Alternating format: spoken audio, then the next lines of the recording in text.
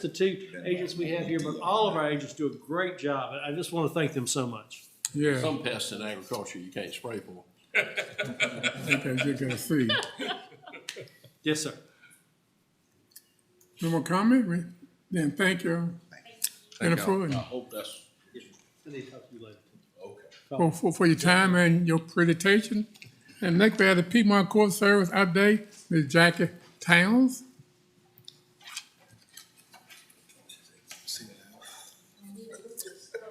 And haven't seen you in a while. Good morning, everyone. Morning. Good afternoon, almost. Yeah, good morning. Much. And mine is gonna be short and sweet. My name is Jackie Towns, and I'm with Piedmont Court Services. I started with Piedmont in 1988. I've been there 34 years, 19 years as a probation officer, and almost 15 years as the program director. Now, just to tell you a little bit about Piedmont Court Services, our program, we work with the court system. They send us referrals. We work with misdemeanor offenders mainly. Those are offenders that are charged with offenses that could get up to 12 months in jail. And what the courts do is they refer them to us, and instead of the jail sentence, they will get community service or they'll get referred to a program. And so we supervise them and we refer them to substance abuse education, shoplifting, anger management. We have a group called Positive Choices, and so we refer them to those things. We also do drug and alcohol testing. Now, what we've noticed is there has been an increase in fentanyl and heroin and methamphetamine use in the county. We've noticed that in the past few years. So with COVID, that's kind of been a problem with us, because when the county closes down and we have to shut our doors and limit the exposure to COVID, so we can't see the clients like we normally do. And we see, overdoses. We see in the newspaper where people overdose. So we do have to continue to see some of these people because we don't want to lose them.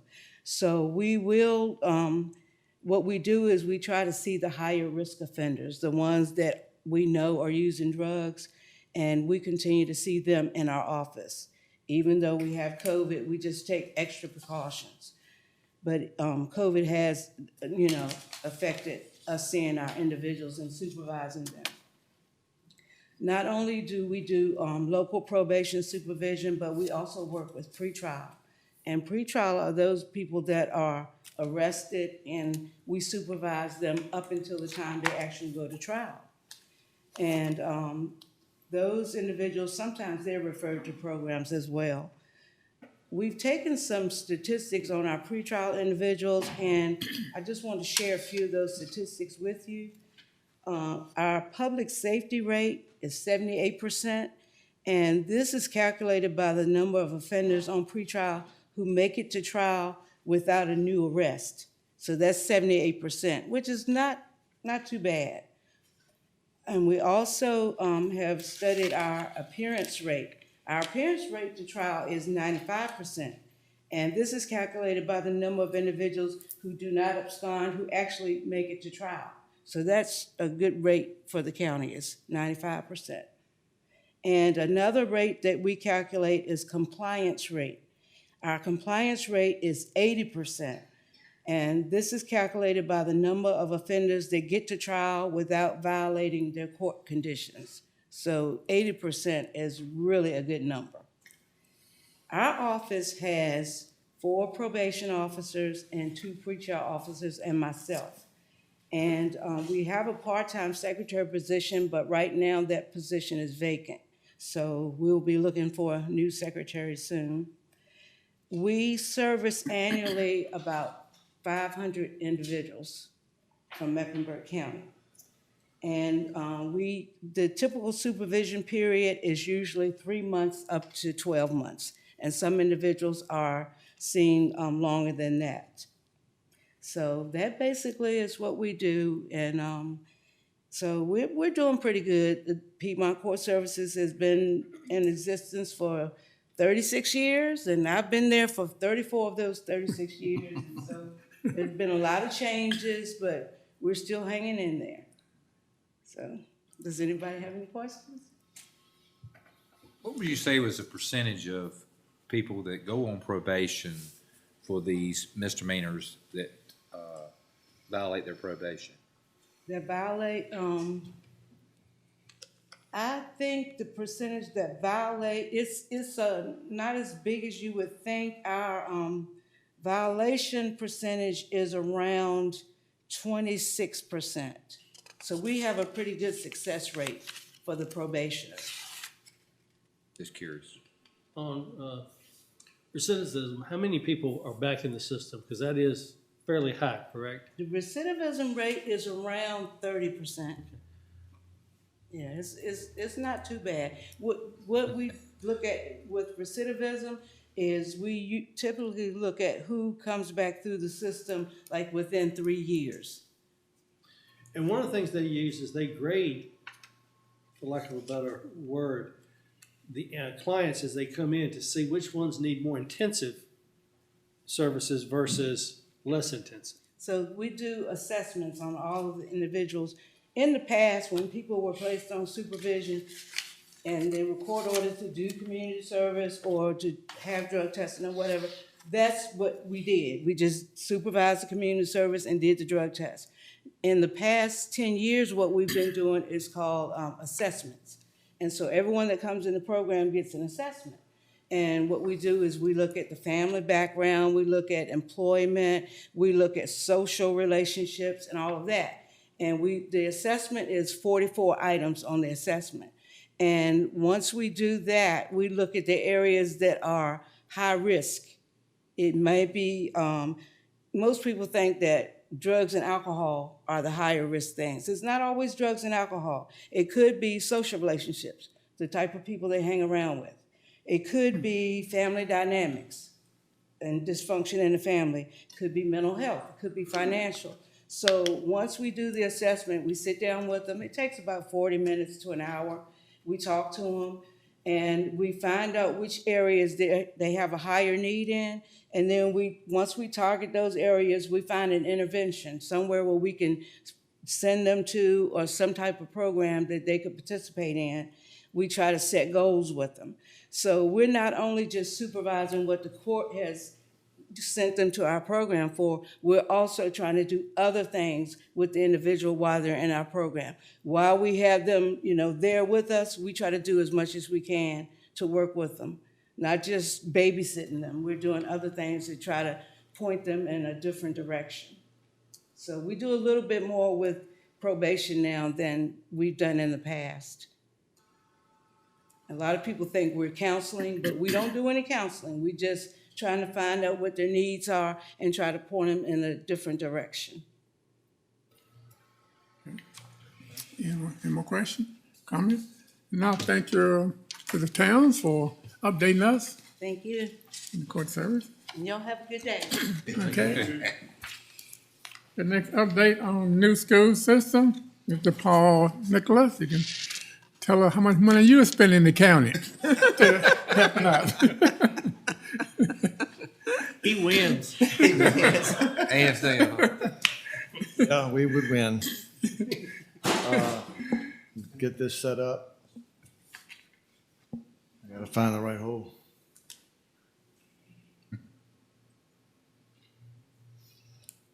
I had got a new Apple Watch from my children for Christmas. I don't know exactly what they meant by that, but anyway, it's told me twice that I'm supposed to stand up, and I didn't do it. So I can agree with Ms. Townsend about that.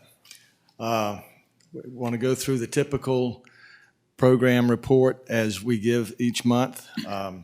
Still making good progress with all of our programs within the new middle school, high school complex. We go through the same issues. I know that you've all been sitting down a long time, so you can read these. I won't necessarily go through all the different by reading them out to you, but we're basically inside at this point, and a lot of work. A lot of people, we've had a chance to do some touring with different groups up until we've moved pretty much all inside. I know Mr. Brankley asked when we're going to get another tour, And I've had to say it may be May before we can go back in now, because it's really getting a lot of work done on the inside. We don't want to interrupt them, because we still are looking at substantial completion on August the 1st. And I will reiterate, you will put on your calendars August the 5th, which is a Friday. We're going to have the ribbon cutting for the new facility. And then that whole weekend, we have gotten several programs planned for the community to be able to interact with tours and with programs in the new auditorium on both Friday night, Saturday, and Sunday. We're very pleased to have our tourism director joining us on the Fine Arts Committee that's planning those activities and others, and so thank you for that. Always looking forward to working with the community in those ways. The construction budget is at $109,451,010 with some owner direct purchase processing still going on. We're getting down to the bottom of those opportunities for saving money, but they are still very important, and we take advantage of them every chance we get. These are the things that I know the boards always love to look at, which is the aerial view of the site. It's interesting that the aerial photographs seem to each month be made between your meeting and the school board meeting the following Monday night. So they get the real update. You're a month old on these pictures, but you can still see with these that the whole thing is really coming together very well. And as we hopefully will get to spring pretty soon, in upcoming months, you'll see a lot more green than what it looks like right now on all of the different areas. So this is the overall area.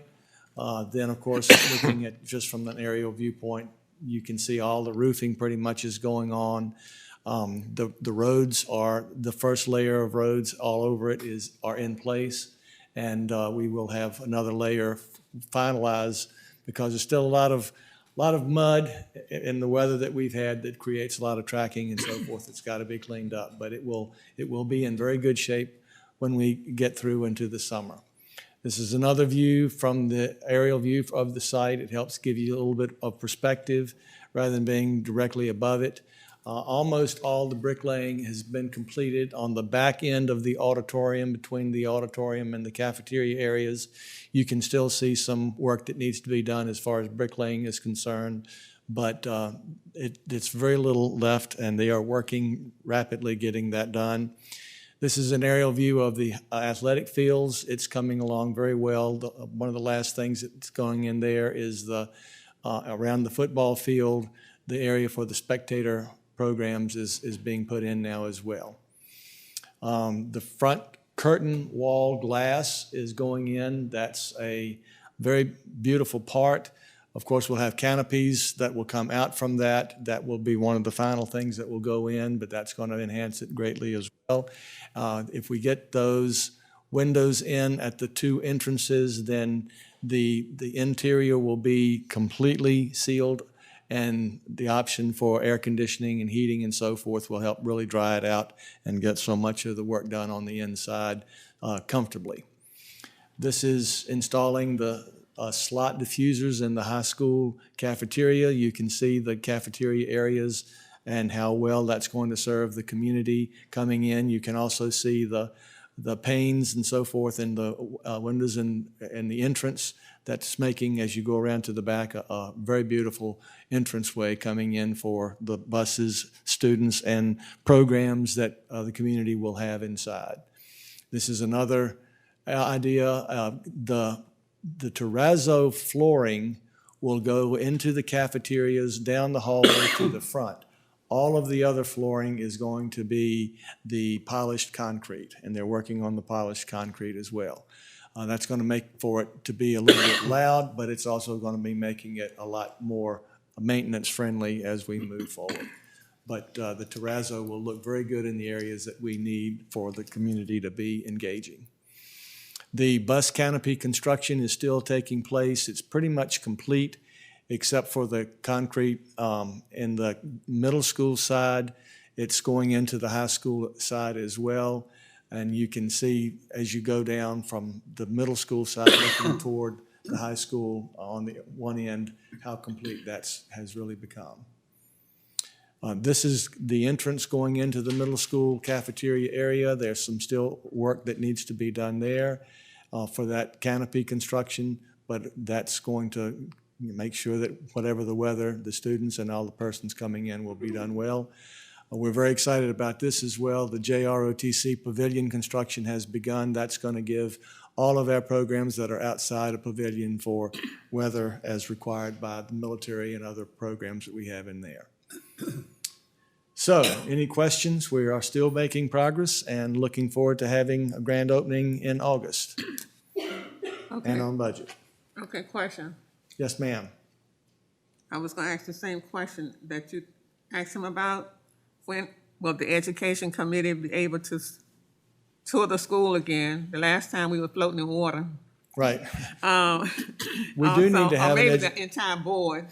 We do need to have another education committee meeting, Ms. Yeah. Lundy, and if we set one up, I'll work with you on getting a best date and being able to set it up so that we can at least get a limited tour, not necessarily through the whole building, but Yeah. somewhat of a limited tour. Okay, secondly, how far are we on the uniforms?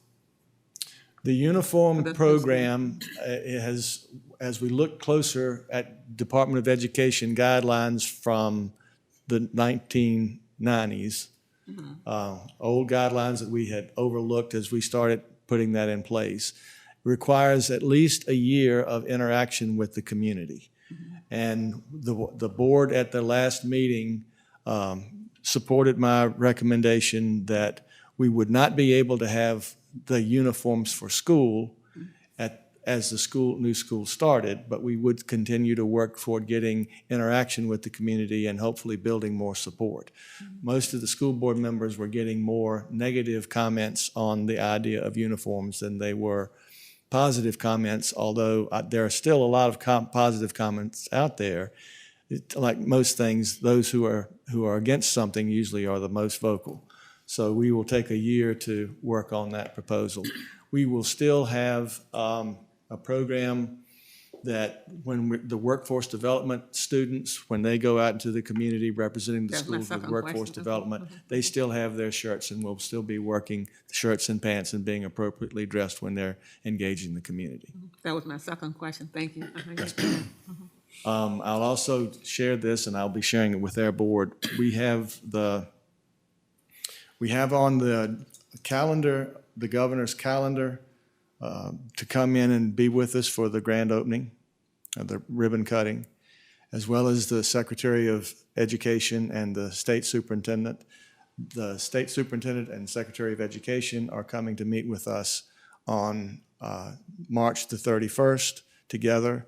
They'll be meeting with us as well as the community college for the dual enrollment programs and the higher ed center, because they're very interested in the career academy approach and all the work that we're doing towards engaging for economic development. Thank you. Other thoughts or questions? All right. No, thank you, Mr. Nicholas. Each time I pass by the school, look more and more desirable. Look nice. It's coming along.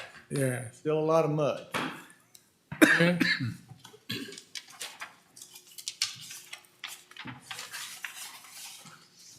Next, we start with our committee reports. First is the Budget and Finance Committee. The Budget and Finance, each person has a copy of their report. Go on your iPad. The Budget and Finance Committee met on Wednesday, February the 9th, 2022 at 4:30 p.m. in the Board of Supervisors room.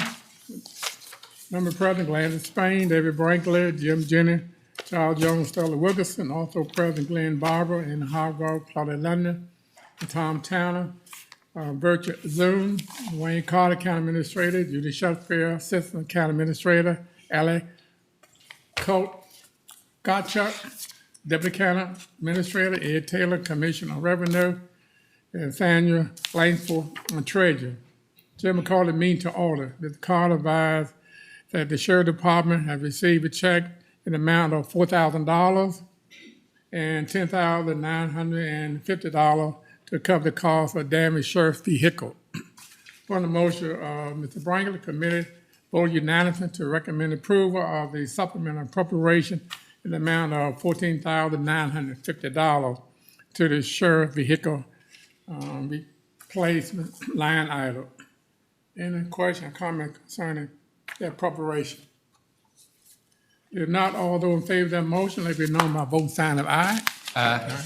Anyone opposed? Ayes have it, motion carried unanimously.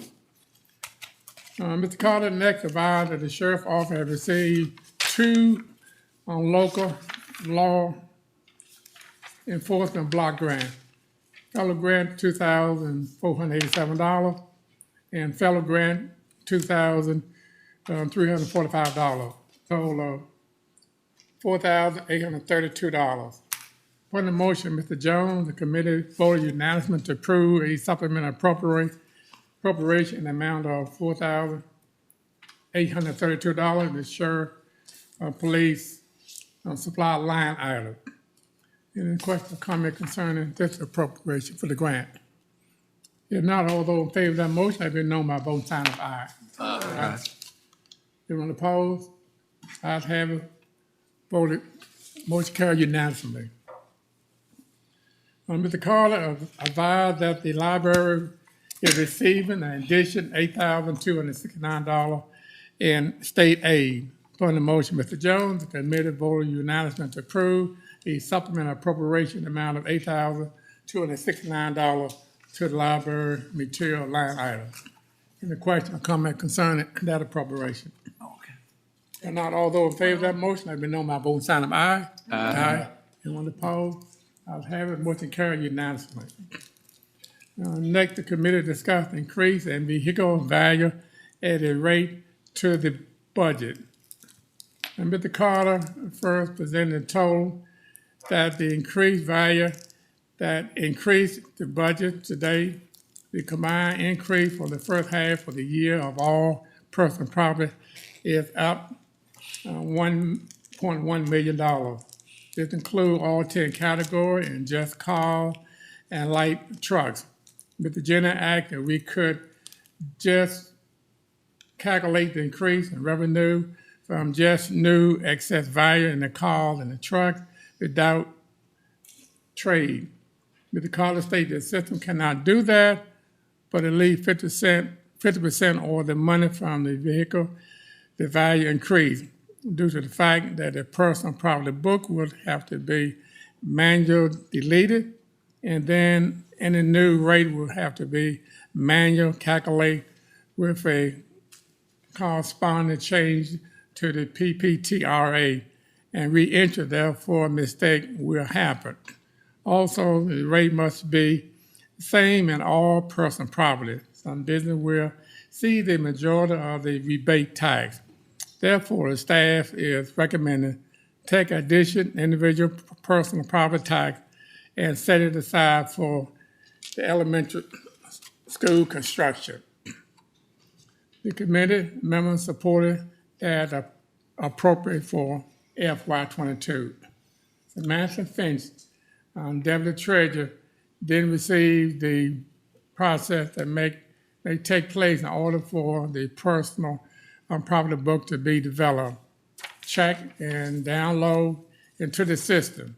2 reasons that the December personal property bill were higher, or each had the vehicle decal fee, $25 added to it. Second, there was a 6% decrease in amount we received from the PPTRA car tax, only for $20,000 in value, and all personal vehicle.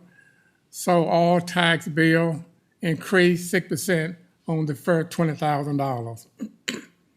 Mr. Taylor reviewed many of the reasons contributed to the combined increase in vehicle value and why they are continuing to hold their value. Mr. Carter explained that the easy method to lower system tax burden would be to give a temporary reduction in the assessment ratio with a sunset clause for 1 year for FY 2023. Mr. Gotcha next reviewed several bills at the General Assembly and how each will negatively affect us on the local level. He then reviewed several other bills of interest to the board. The Carter state that we need to also be aware that the county will be taking over the operation of 2 rescue squads within 18 months, and the need for several additional personnel in numerous departments, whereas several possibilities of cutting state funding and increase in required local funding for education. They have a question that the board member think about what have been prevalent into and trying to keep some suggested change if the money board mean for the personal property issue. That'd be no more business. The meeting was adjourned. I yield the floor to Mr. Carter. We talked about that. And we also discussed a decision that we need to make concerning this $1.1 million that we have. Some discussion about it. So I yield the floor to Mr. Carter for some comments. Yes, sir. Since our committee meeting, Mr. Taylor, Violet, and Samantha have worked on, for example, 3 cars to try to show y'all what a percentage decrease would be. We did a 10%.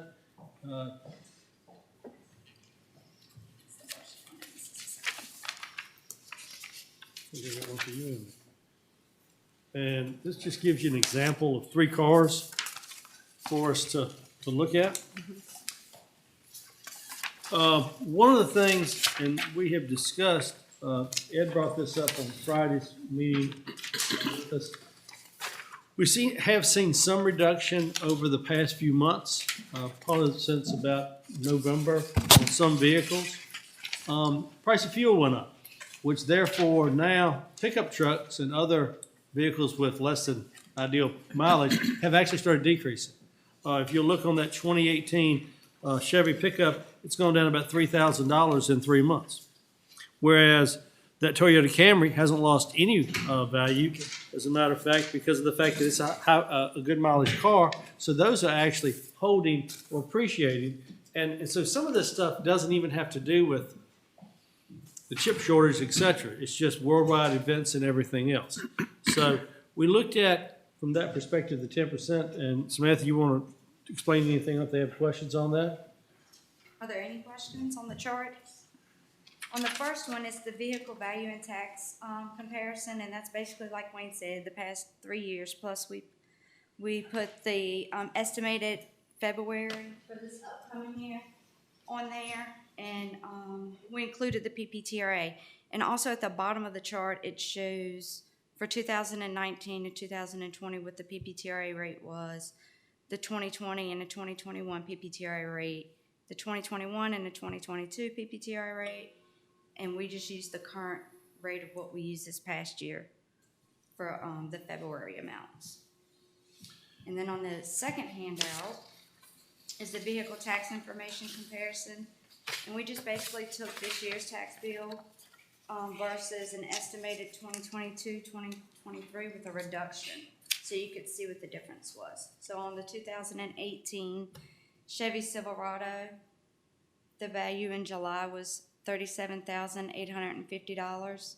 Currently, that value is $35,700. We did a 10% value reduction, which brought the value down to $32,130. The tax was $1,079.57.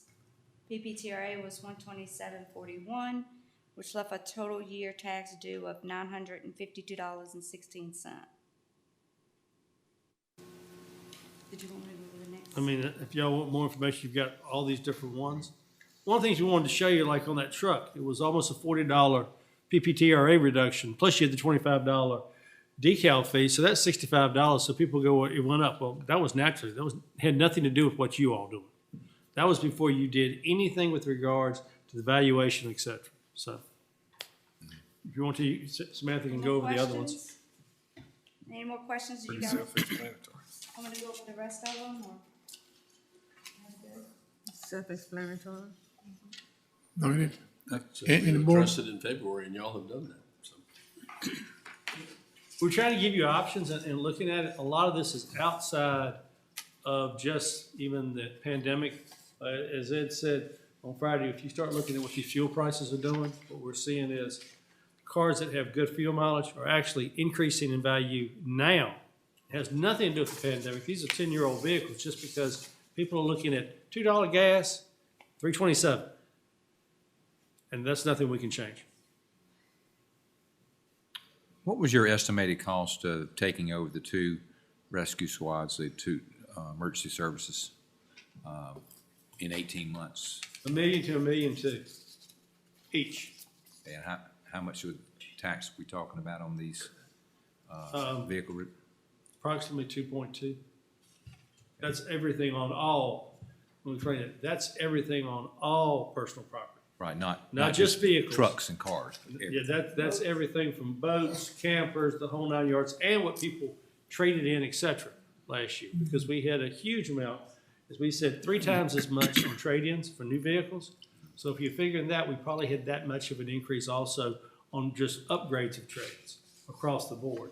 Plus, if you look, our PPTRA went down significantly, which meant then that we had a lot more cars that people had bought, correct, Ed, that qualified for it. So that's why this all went down. If you look, everybody went in when PPTRA was 20 years ago or 18 years ago, basically 90% when they capped it.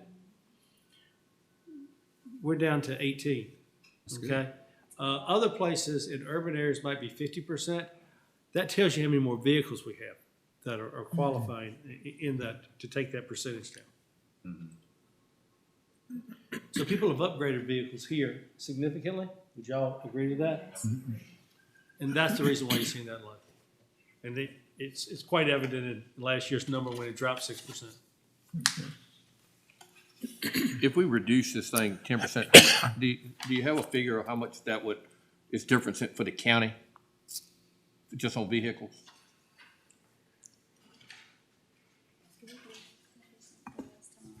I do not, sir. Hold on 1 second, I think we may have You might have out in the treasury. They've done a lot of work on this. I want to congratulate them and the staff, and the treasurers and commissioners, Val and Samantha, for the work they've done on this.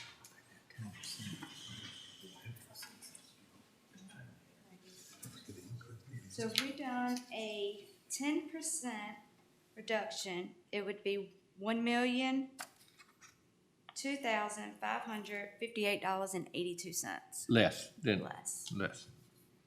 It's about half of what the total increase is right now. And that's just for PP. Now for heavyweight, Right. that would be $77,063.07. That's why we were having that discussion the other day, 10%, because we know we're starting to decrease in some values. And some of this is not even having to do with that one increase. And other parts of this are campers, boats, et cetera.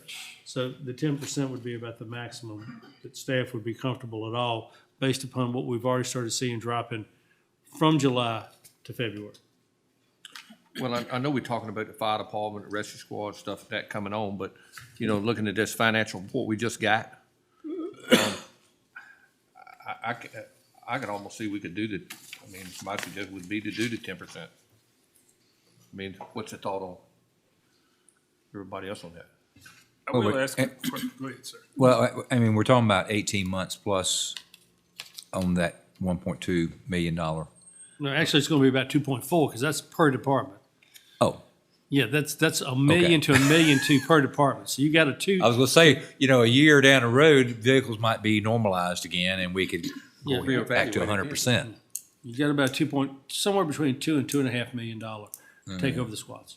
Okay. And I will say too, along the squads thing, some of those positions are gonna have to be brought on in advance of us taking them on in 18 months. So we're gonna have a cost in advance, because you've got to hire supervisors and stuff like that to be in on the ground floor of it before we actually bring the employees on. But also too, I was gonna ask, as far as y'all's departments, how much of a workload or man hours is it gonna put on y'all to put in something like this? I mean, because that has to be a concern too.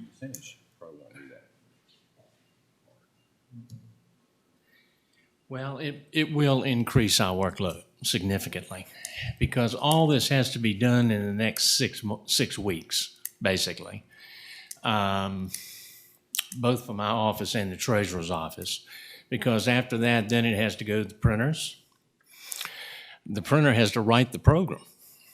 And so we would have to hustle to make it happen, for next year. Now, it can happen, but it's going to be an all-out effort. Wayne, is all the stuff, you recommending the 10% would be the top of the level that That's all we staff, feel is all of staff comfortable with that? I think there's some staff members who would rather see it keep the same, especially what we're looking at with regards to other increases. You've got increases for school system right now.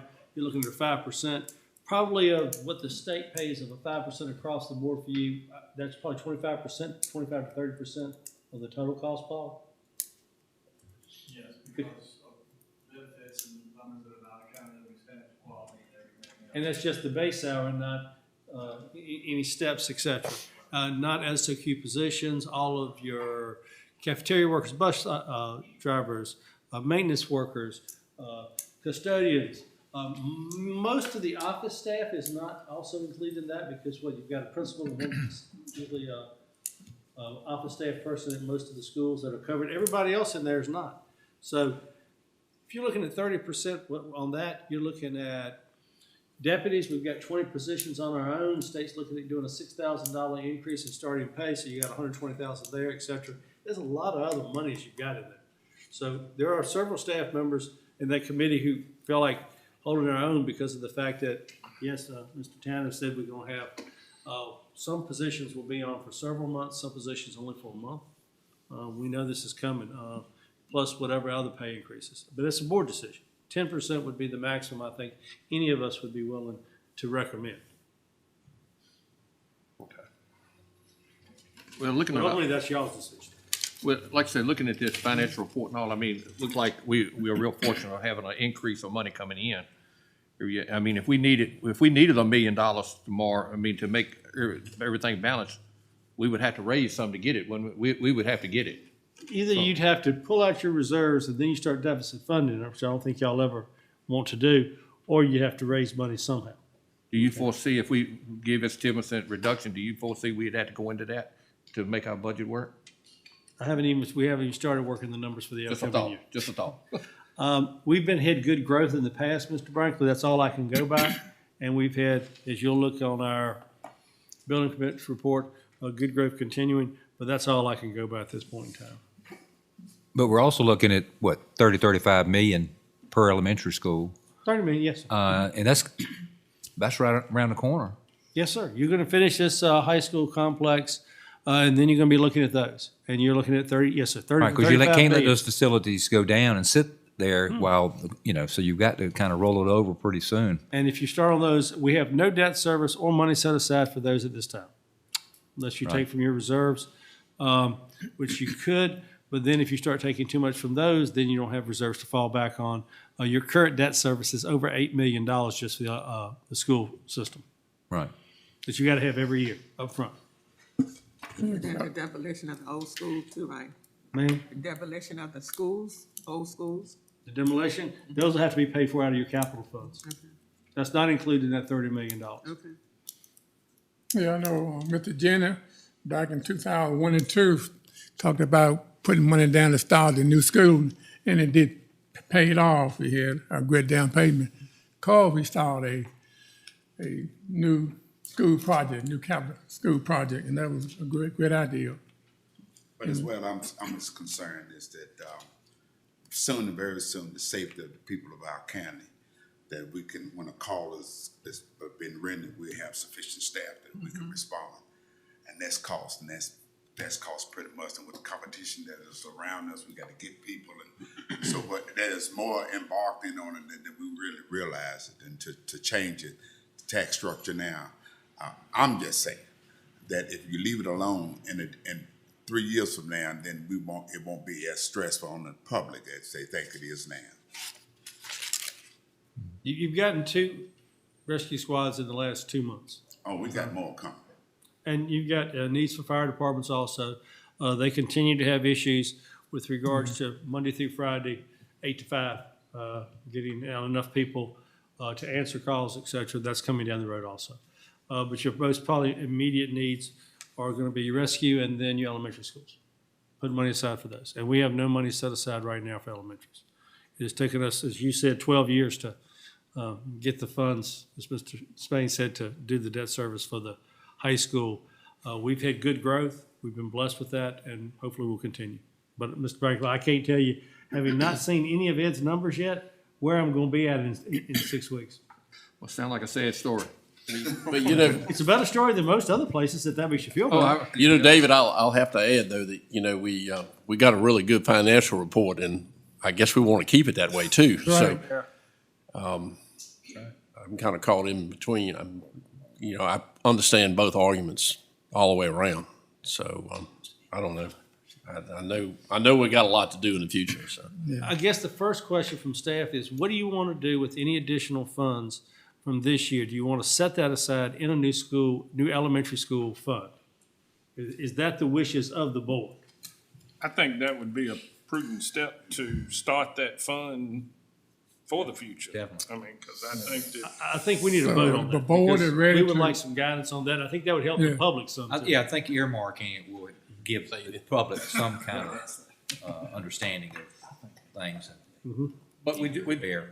well, we just got through talking about the rescue squad and all that, about, you know, and the same, good for money. So what, we gonna put it back for the school and do something later for the rescue squad? I mean, that was in this discussion today. That's a good question. So wasn't that, David? Well, the discussion today about maybe leaving it alone with the fire department, the rescue squad and all that coming on. Now we're gonna take that money and just put it for the school. You know, what happened to the rescue squad? That's up to y'all. You need to Yeah, I- designate it for something, for some purpose, I think, for the public, because you're seeing this increase and they probably want to see something for their money, not just you just putting it away in your account. But I think what it is if we keep it and we put it in school funding for future planning, it'll be less stressful when the rescue come on instead of trying to do that and the rescue both at the same time. That it's more stress. So if you alleviate one category of stress, then that's less stress for you when you get ready to go to the next. Yeah, no, it could be half and half. I Half was in gonna- school, half for the, I was gonna ask Rescue staff squad. if he thought that, if Wayne and them thought that would be prudent to split it between the two and say, okay, we know we've got these two obligations coming in the very near future. Could we split the Yes, sir. revenue to do that? We know both of them are coming. yes, soon, And so to put it just in one, and they're the only two things we really talked about yeah. with this money. Mr. Chairman, Okay. I'll make a motion that we split this revenue between the, schools, new elementary schools, and also the, I ring the rescue squad preparation fund. It's gonna be a proper way, but we need to work towards both of them because it's gonna be a huge hit. It's gonna be a factor. Yeah, I mean, we know that's coming. The schools, we know we've got to do, and we know it's coming soon, but we know 18 months we're gonna have the rescue squads.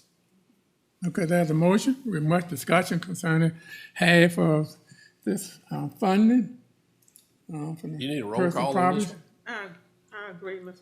Probably wouldn't be bad for the value, the amount of it, yes, sir.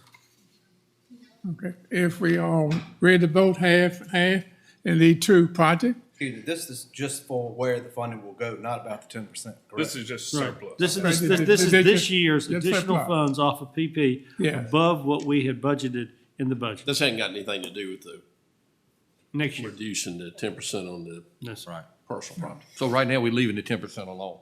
That's We up to leaving y'all. it- I mean, Unless somebody makes a, I'm just looking at, we've got this year's, which is what y'all first asked us Yeah, about, was this this year's. year. this year. And none of staff is recommending that you try to do anything to the current system because of the fact that we'd have to manually go in, take out everybody's personal property information, then actually hand calculate it to if you did any kind of a change to it, because you can't change the rate at all. We know that because of the fact where we have some concerns about that, and it affects everybody. You can't change it just for personal property.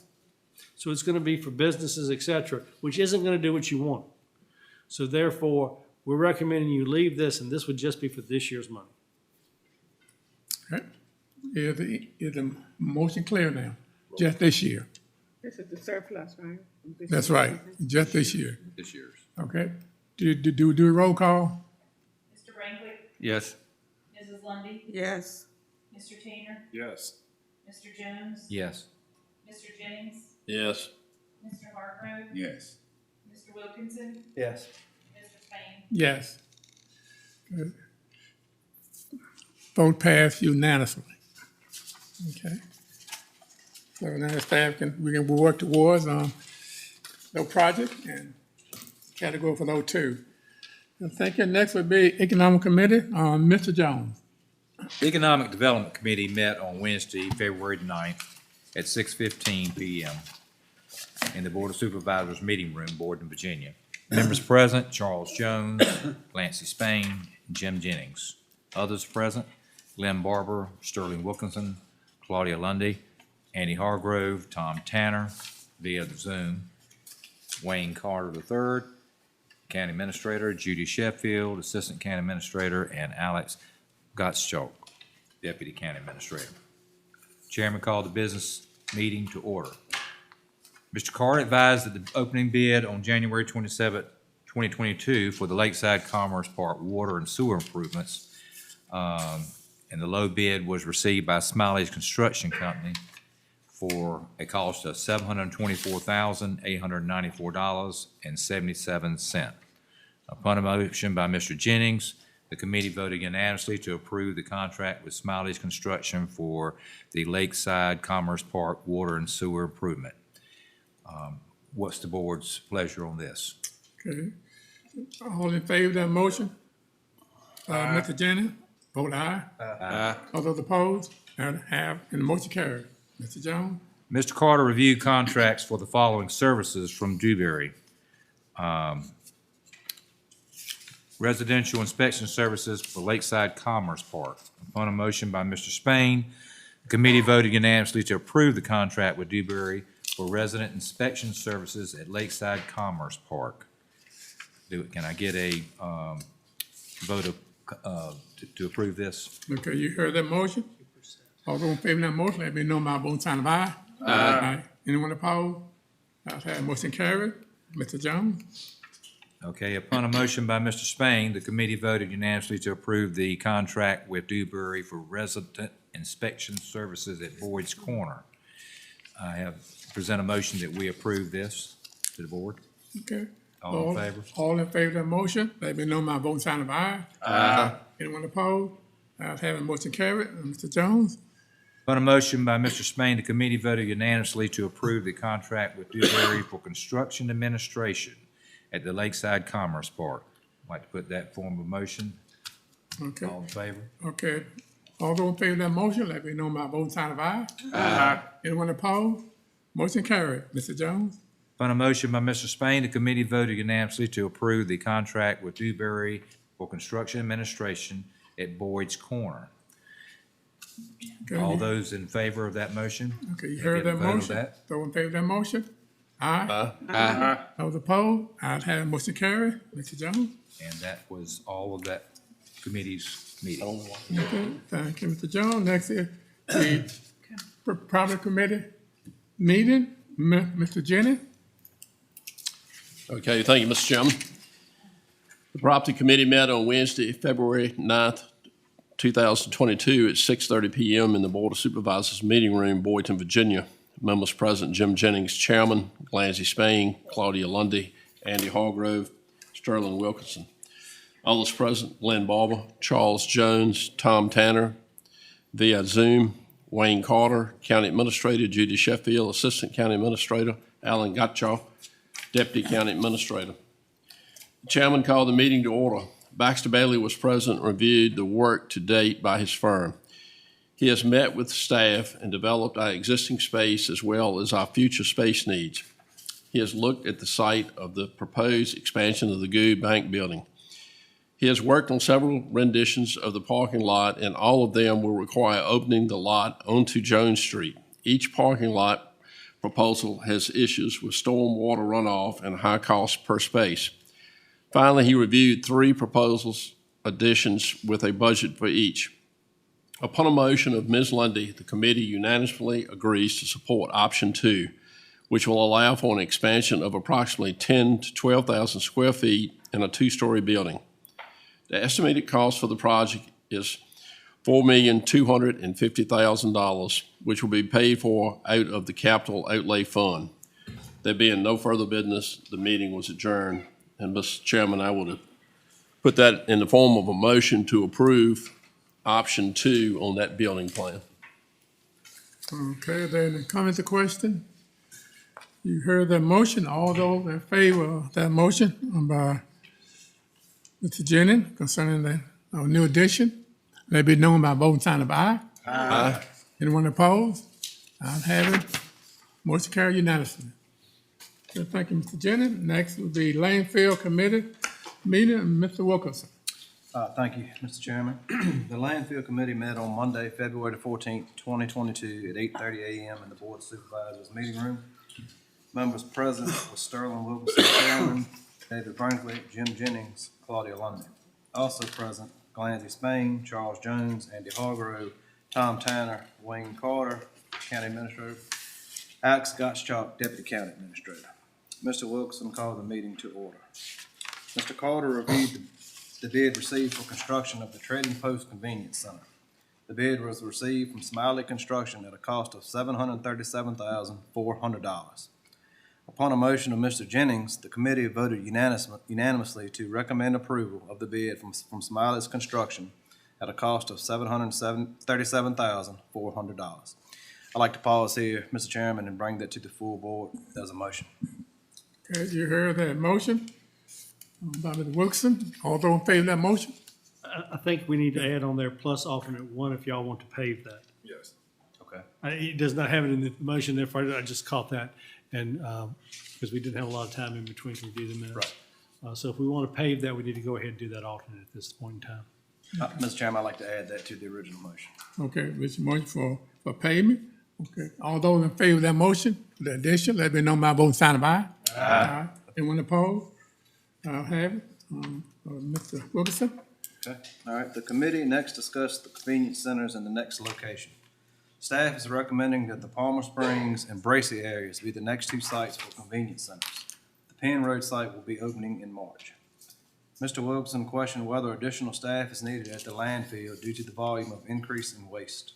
Staff agrees and will be advertising the positions in the next few weeks. There being no further business, the meeting was adjourned. That's all I have, Mr. Chairman. Thank you, Mr. Wilkerson. Next, the county administrative report, Mr. Carter. Yes, sir. Thank you, Mr. Wilson. Like I said, we didn't have time to check all this stuff. Just want to make sure. Next, you've got the building inspector's report. You're still holding steady on permits. As a matter of fact, if you look, new house construction, they're showing that the average cost over a year ago is up $200,000. We're looking at 10 homes. Now, of course, different size homes, but average a year ago was about $350,000 a piece, and now you're looking at $550 this past month. Okay, we've seen that across the board and talked with the contractors. That does help us, Mr. Brinkley, because that is good growth, but that does come with cost. If they have children, et cetera, we have to educate those, so nothing comes without any of those costs. But our permits are still holding, which means construction is still up. Zoning permits are continuing to hold. The large increase you're seeing is the ENS plans, which Robert has to go out and inspect. So that's where you're seeing a large increase with regards to his permits. Animal control, if you have any questions on that one. Still able to transfer out most of the dogs to either Sweet or the SPCA. Sheriff's report is in here next. You have his summonses and traffic.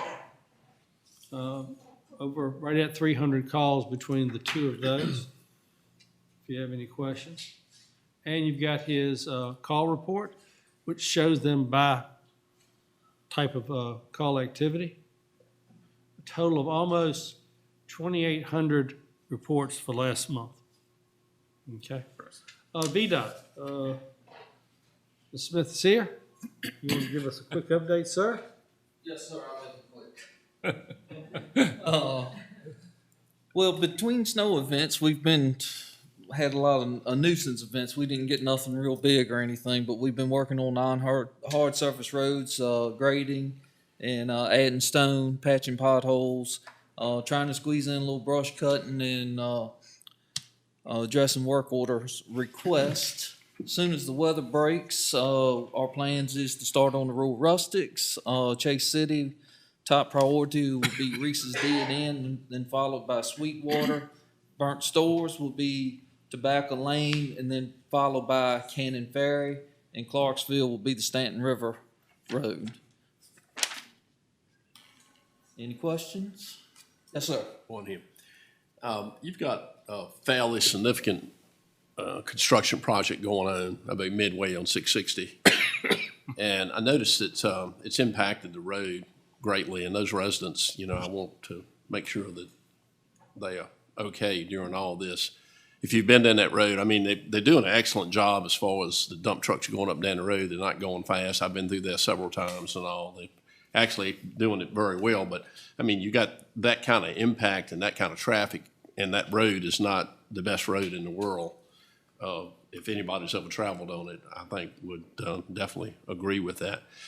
Y'all got any plans as that's ongoing project to maintain that road like it should be? Right now, our plans, we've been communicating with the contractor. I will tell you that we've been observing the trucks too. The contractor has weighed some of the trucks randomly and make sure that they're not overloaded trucks going down there. Like I said, we are communicating with the contractor. He did notify us in advance. We put up signs and stuff. Our superintendent's riding the road daily. We are addressing any issues during the week to try to temporarily patch them up to get this project over with. As soon as they get finished with the haul, we're going to go in there, jump in, dig up spots, whatever we got to do, and do permanent repairs to 660. It may need some short-term attention now. The outside foot's falling apart, Yeah, and you're right. yeah, I think the trucks. No, they're doing the construction company's doing an excellent job as far as how these trucks are going up and down the road and everything. It's just a law of physics that this heavy weight is impacting this road that's not up to standards. So you may need to do some patches as you go along. I don't know exactly how you handle that, but just want to make sure that it's fairly high traffic road. So Yes, sir. we need to kind of keep our finger on the pulse on that one. Well, yes, sir. Mr. Jennings, are we talking about the road that comes out at the new school, kind of? No. Oh, okay. This is Old Cox. Okay, Old Cox. Okay. Yeah, Old Cox. From, what is it, Greenmore Road, Wayne? What is that? From there to 92. And from what we understand, it's 200 loads a day. That's a bunch. Traveling it, and But I'll have to say, they are, every time I've been on it, I've never met one that I thought was driving too fast or anything. we got a finger on the pulse, sir. Okay, good enough. Well, I'd like to just add to the road we're talking about over at, what is it, Baskerville Road?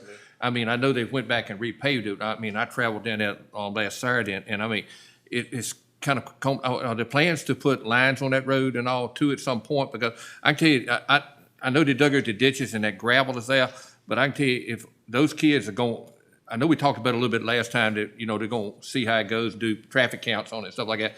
But we know that before we do traffic counts, it's going to be a lot of traffic, new traffic on that road. And you fall off one of those things just a little bit, you make a 3-inch swerve right there, you're going to be across the field and just hopefully that you're just in the field. I mean, that's a tough road right there right now. I agree with you. Our intentions right now is it will be getting a double modified seal on the part that's been paved, which will be a tar and gravel chip seal with the number 9s on top. Soon as that gets done, that'll be done this spring. As soon as that gets done, we will call the road in for a traffic study on that road. There is some curves. If you notice, some curves have signs on it that tells you to slow down, or 35-mile-an-hour signs or whatever. We will try to address all those curves and get some signage on it, and we're gonna try. Our recommendations is at least get center stripes on that part of that road. Whether or not it will fit the category with traffic engineer to put edge lines on it, I'm not sure, but I think we can get center stripes on it. Yeah, because I mean, the way it's combed up and all, I mean, I left there Saturday night and it's dark and that black pavement, no lines or nothing. And I mean, my wife had put 2 seatbelts on, I mean. I mean, it's tough right now, I can tell you it is. Yes, sir. Same question I have every month. Yes, sir. 58 business and 15 intersection right there at the base of the bridge. Markings to show where traffic should go, a sign or a dotted line, or you're gonna get back to us since, I think it's the 3rd time I've asked. It's been done. Huh? It's been done. It's been Thursday. done? Thursday, yes, sir, we went Thursday. down. Oh, I sent a right crew by down. that. I don't know if it looks exactly like, It may not have done like I wanted it though. it's probably not, but, the turn lanes have been extended. Well, I saw them out there working now, you mentioned it. Yeah, But they I didn't think freshened that's up what they some were doing. lines, and That's stuff, really- and they moved some signs around. really helped. But all that was done Thursday, so. Okay. Take a look at it, I'm sure you'll let me know Oh, your yeah, thoughts. I will. They're really gonna help. I believe I missed it. Yeah. I'm sorry, I needed that. That was good. Yeah. Mr. Jennings, what did you say that comment was? Been a Bill Blaylock answer right Happened last year. Thank y'all. Okay, with that said, you have Southside Behavioral Health's report. They are requesting some additional funding this year to try to meet up to their Mr. match from Carter? last year. Oh, I'm Tourism. sorry, I forgot tourism. She's ready to go too. Yeah, she's ready to leave too. So sorry. Please forgive me, Tina. We got another PowerPoint? Yes, and could you tell her how much money are you collecting? I promise you, I'm not collecting today. And I don't have a big, long presentation either, so that I don't have to make you happy too. I just came today to put something in front of you, an opportunity that we have to host a national level, high-profile crappie tournament. And we are talking about the Mr. Crappie Tournament Trail. If you've not heard of this trail, it is coined the richest tournament in the nation. The Nationals is held in Branson, Missouri in October every year, and the purse to the national tournament is $300,000. We have an opportunity to host one of only 2 qualifiers. The first qualifier is going to be held in Lake Natchitoches, Louisiana. The second one, hopefully, will be right here at Bugs Island Lake. And it's coming up quick in May. Each of these qualifiers in themselves, they have their own heavy purse of $75,000. So you can see why I call it high profile. I think we're going to get a lot of attention from this.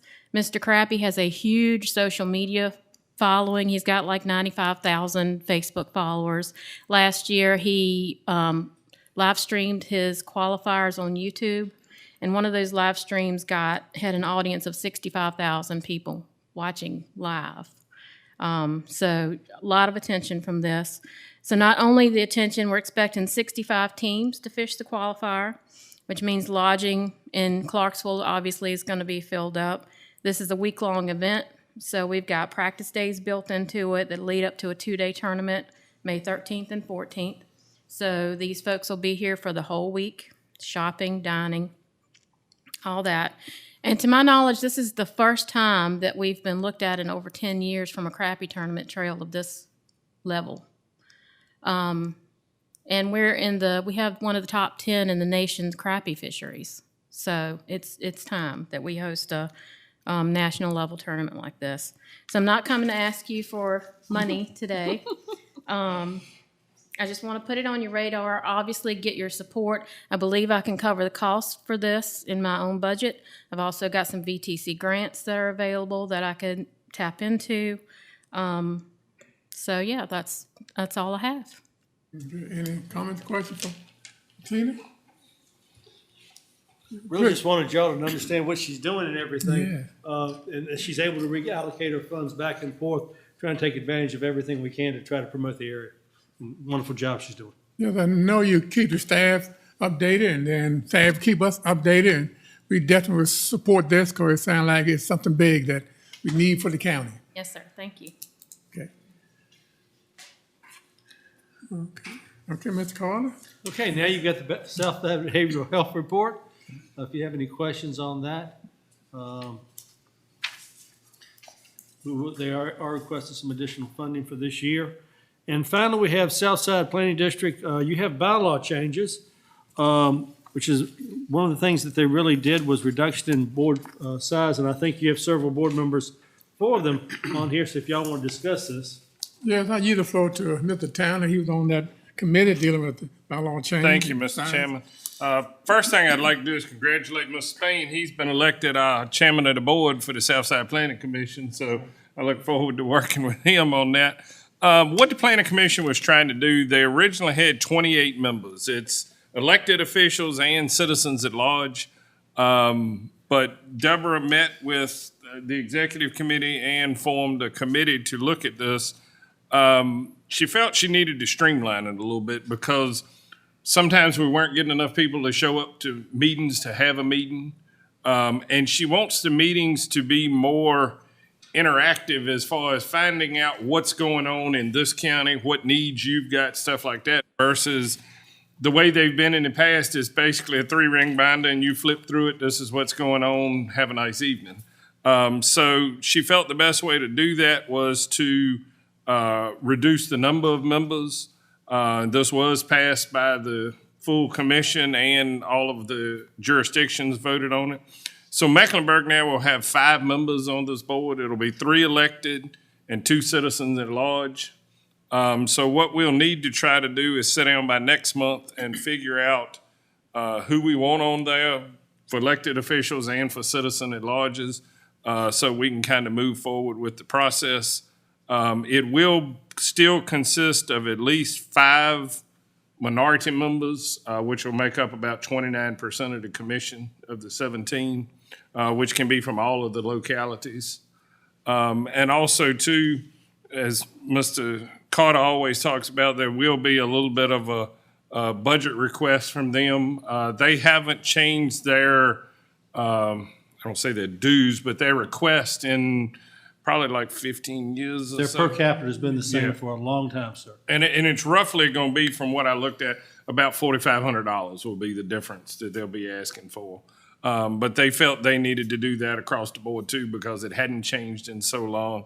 And they're also going to go in and reevaluate that more often. They weren't doing it but like every 5 or 10 years. And as everybody knows, the price of everything's going up so much faster. So that's basically where we're at. We just need to figure out by next month who's willing to serve, who wants to serve, and who we want to serve on that commission.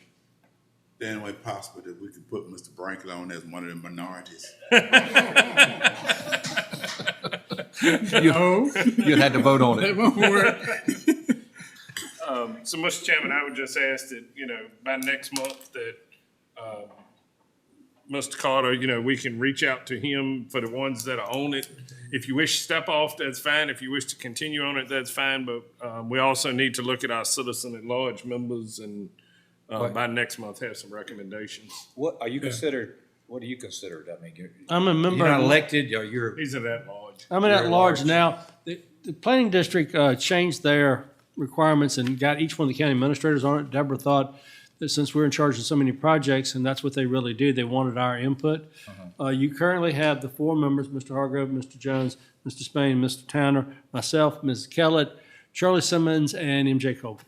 So now you've got to go down from our 8 to 5. Okay? And one of the also reasons they were looking at upgrading our dues, it's been based off of your census numbers. And the census population has dropped for everybody over the last 20 years, which is cutting into their funds. So that's the reason why the roughly $4,500, $5,000 increase. So out of that group, you got to pick 5. 5 out of those 8. Yeah. 5 and 8. That's up to the board, but we'll send out a memo with the members and then with what the new requirements are. You've got it in here, but we'll see who the members are.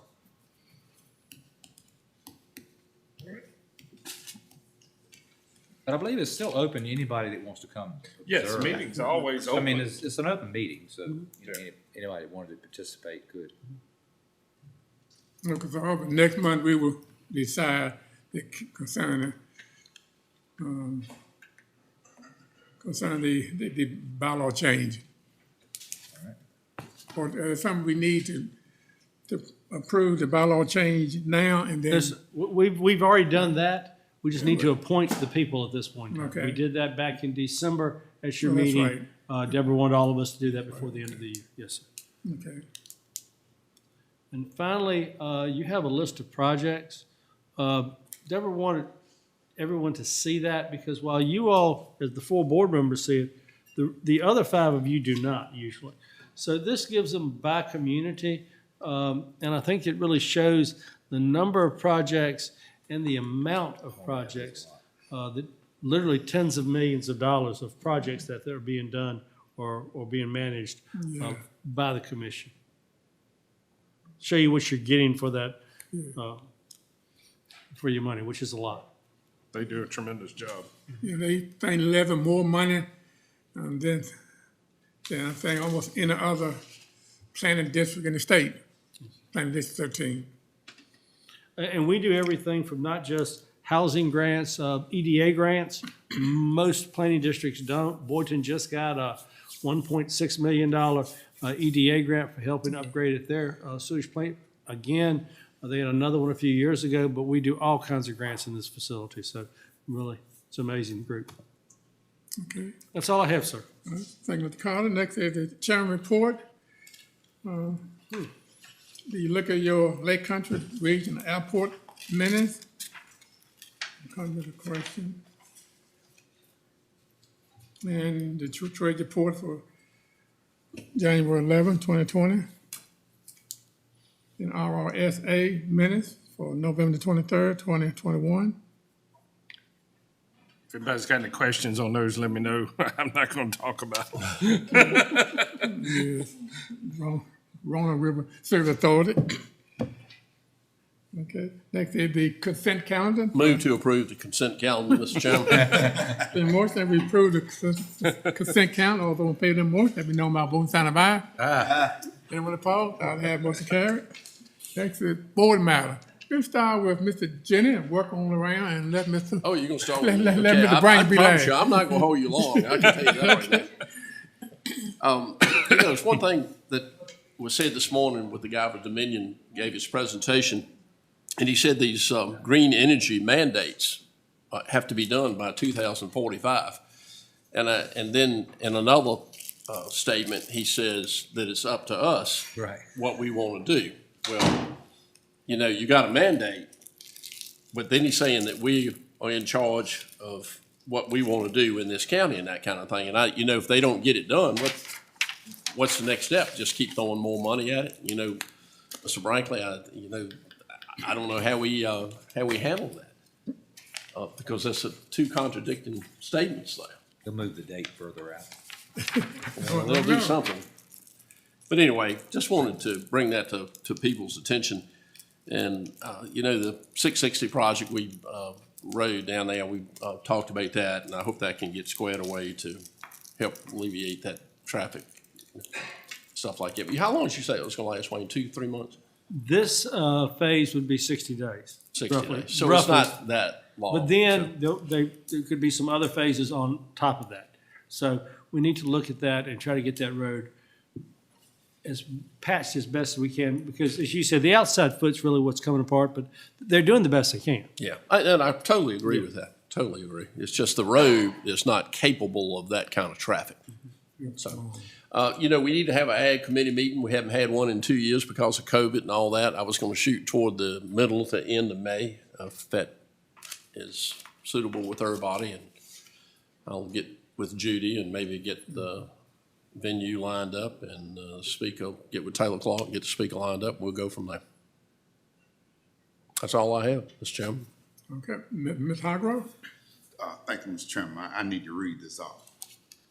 There's a lot of information and awareness that has graced our ears, and quite a bit to consider from Dominion Broadband and also from Dominion and Broadband and to the growth demands of our economic development. And it's a lot to digest. We've heard it, and now we have to digest it. Also, in the form of the sense of broadband, Mr. Brinkley, I hope you still have your bag phone. Because it'll be a long time before you get it. You know that for a fact, don't you? I'm thinking the same thing. Thank you, Mr. Chairman. No, I'm Mr. Lipton shaking their head. Mr. Wilkinson? Thank you, Mr. Chairman. First off, I'd like to, say thank you to all the staff and all the departments, for this clean audit, good audit we got. I mean, that says a whole lot about the volume that's going on in this county to still be able to, be in a good position and to get a good audit like that says a lot for the management and the devotion of the employees. I know it's a huge job. Thank y'all for that. And it's good to work with Empower as usual. Hopefully we can, work together to get fiber to every home, as I remember in one quote that we heard recently, within 3 years. I don't know if that'll quite happen, but we'll work towards that. And a shout out to the extension agents. Jim and I work directly with them a lot, and it's a lot to be said for them. They do a great job. We're in a lot better position in this county than necessarily some of the others, and we're thankful to have them and all they do. And what Paul said, the visit for the State Secretary of Education, is coming here to Mecklenburg. I feel like that says a great deal right there, to be able, and the governor as well, Sure, this is a huge project, but I think it says a lot about the route of education that we're going. Obviously, it's other people in other parts of the state are seeing what we have coming, and I think we could be a real model, going forward for changing some of the education, which I feel is very much needed, this route that we're taking. So that's good to see there. And again, thankful for Tina and all she does. I mean, 2 big fishing tournaments in 2 years is a lot to be said. So, thank you. Okay, Mr. Jones? Well, I was just going to compliment David for that's going to come in here and giving us a breakdown and giving the committee a breakdown of this internet broadband that's coming and how important it is for this community. And it's here. It's here and it's coming and it's going to be. It's not a dream anymore. And now we actually are starting to see the results. And this grant, the grant money, we got $69 million, wasn't it? Powerful money to get some good things done in this county. Yeah. And Tina, crappy tournament, looking forward to it. Takes a lot of volunteers to pull off a tournament like this, and I know you'll pull it together and give us a bill. Mr. Tanner? Thank you, Mr. Chairman. First, Mr. Nichols, thank you for the update on the school. It looks amazing. I can't wait to go in and see it. It's going to be a tremendous asset to the county. And also to Mr. Lipscomb, thank you for coming. Thank you for Empower and Mecklenburg Electric commitment to work with the county to improve broadband, because it is the new rural electrification. It's what everybody's going to need in the future. And Wayne and his team and Ed and the treasurer's office, like Mr. Wilkinson said, the fiscal management, I think, is very impressive for our county. And Tina with the tourism, you know how I feel that's important. And I think Wayne's looking forward to driving some more golf carts. He did such a good job at it last year. And we spoke about the rescue squads. We know we've got 2 that the county's going to have to take over in the next 18 months. It's going to be growing pains. It'll be interesting, but we will all get through it, and then we will continue to provide the services that the citizens expect. And it will cost some money, but like I said, we will get through it. And also, just to remind everybody, the 4 o'clock burning law goes into effect tomorrow, from the 15th of February to April 30th. So make sure you don't burn it till after 4 o'clock. Okay, Ms. London? Yes, thank you. First, I think everybody have said most of everything I was going to touch on, but I'd like to thank Sandra Langford and Mr. Taylor for providing such good information, record keeping, so that Ms. Robin Jones could do our taxes successfully for the 3rd year, and anyone else who helped the staff to help Mr. Taylor and Sandra with that. I know they have been coming forth, giving us a lot of reports, so I know they had a hand in it also. Surplus for 21. I think we're using that for a good purpose, to start saving for the schools, as we did for the new school that we're building now, and also to give to emergency, the rescue squad. So I think that was a good purpose for the surplus money for 2021.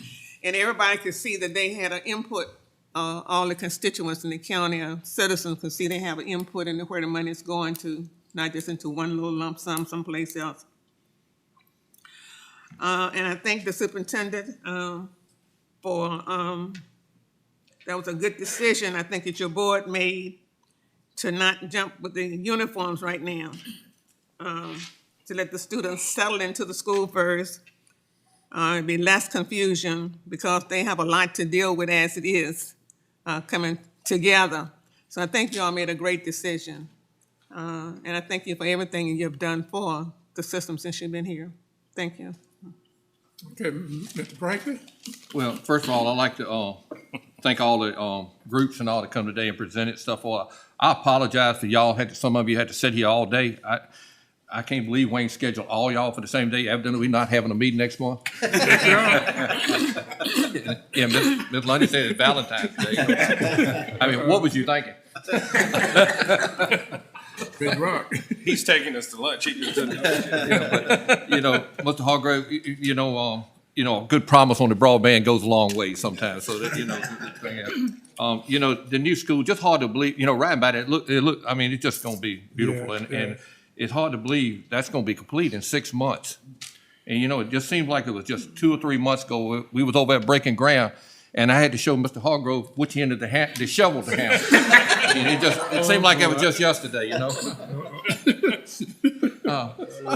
Back to the solar farm. The Binion was here, and I know they didn't really talk about solar farm, but one of the things that kind of stuck out to me too, and I said it once, about the transmission lines.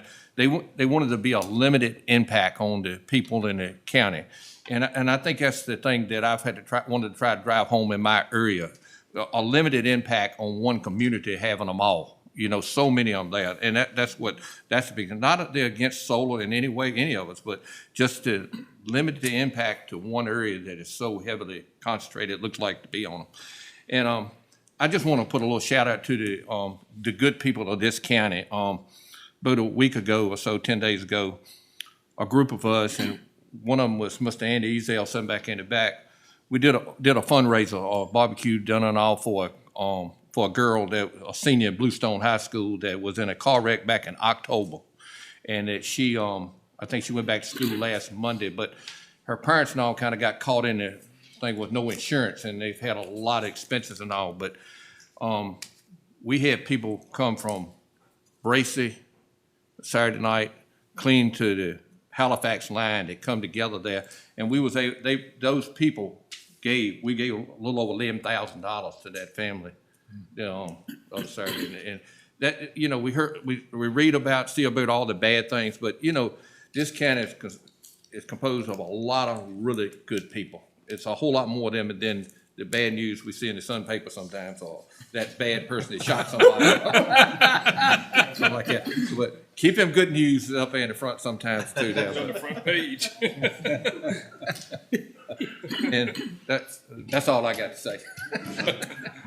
Thank you, Mr. Franklin. There's a lot of being said. I'd like to see the participation. I'd like to see us spending money. I'd like to see us collecting money. I'd like to see a good balance going on. So saying that, could we have a motion to go in the closed session? We have economic development matter to discuss. Amen. Okay. I am. All those in favor? Y'all can close the session all you want to. I didn't know that's why I didn't know that was Take an 8-minute break. 8?